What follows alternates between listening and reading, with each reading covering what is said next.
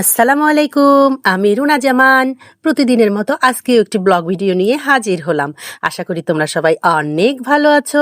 আমিও ভালো আছি, আলহামদুলিল্লাহ। অনেক দিন পর আজকে আমি গেলাম সেই মডার্নে আমার জায়গায় যে কাঁঠালের গাছটা ছিল সেখানে দেখতে গেলাম যে কাঁঠালগুলো আছে কিনা। গিয়ে দেখি একটা কাঁঠালও নাই, চারিদিকে তাকালাম কোনো কাঁঠাল নেই। শেষে মনটা তো খারাপ হয়ে আপার বাসায় এসে রান্নাঘরে দেখলাম একটা কাঁঠাল আছে, সেটাই খুলে খাওয়া শুরু করে দিলাম। তারপর কাঁঠাল খেয়ে কাঁঠালের সন্ধানে বের হলাম, কোথায় কাঁঠাল পাওয়া যাবে।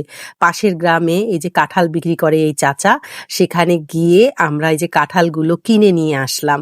এক একটা করে কাঁঠালের দাম ছিল, উনি বিক্রি করে 60 টাকা 70 টাকা। আমি অনেক দূর থেকে গিয়েছি, এই জন্য আমার কাছে একটু দাম কম নিয়েছে, 50 টাকা করে নিয়েছে।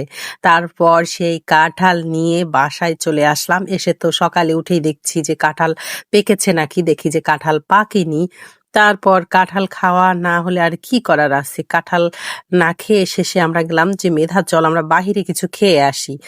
তারপর আমরা চলে গেলাম বাজারে, মানে মার্কেটে গিয়ে প্রথমে একটু শপিং করব, এই জন্য একটু দেখলাম যে কি কি পছন্দ হয় কি না।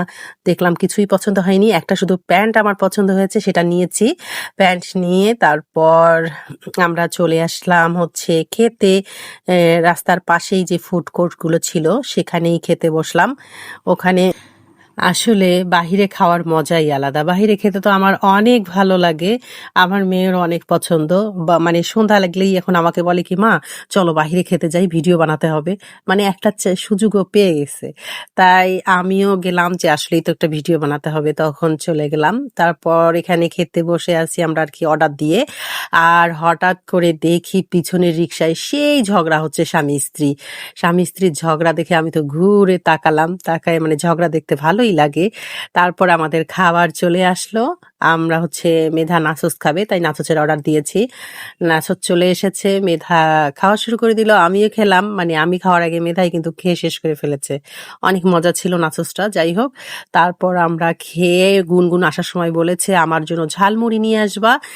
তারপর সেই ঝালমুড়ি নেওয়ার জন্য আমরা চলে গেলাম টাউন হল। টাউন হলে ঝালমুড়িটা অনেক মজা। টাউন হলের গেটে যে ঝালমুড়িটা থাকে সেটা গিয়ে দেখি যে নাই, চলে গিয়েছে। পরে ভিতরে এই যে চাচার কাছ থেকে নিলাম, এই চাচার আবার 20 টাকার নিচে দেয় না। তবে এই 20 টাকার ঝালমুড়ির চেয়ে আমাদের কিন্তু ওই গেটের সামনে যে 10 টাকার ঝালমুড়ি বসে, ওটা কিন্তু অনেক বেশি টেস্ট।